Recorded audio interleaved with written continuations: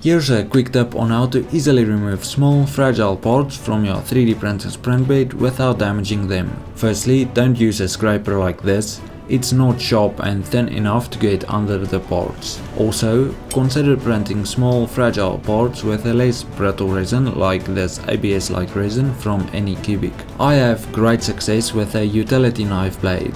It has a much sharper edge that allows you to slice underneath the part, and most of the time when you can just get something underneath a corner and apply some pressure, the part will simply pop off and release easily.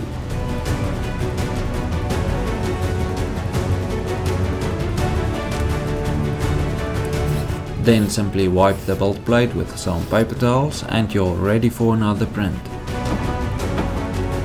Here's a quick tip for post-processing a lot of small parts like this. I use an old glass with some isopropyl alcohol. I add all the small parts, close the opening with my hand and shake it viciously for about 10 seconds. Finally, I rinse all the parts in some water and post-cure them. This might not be the cleanest workflow, but it's fast, efficient and works for me.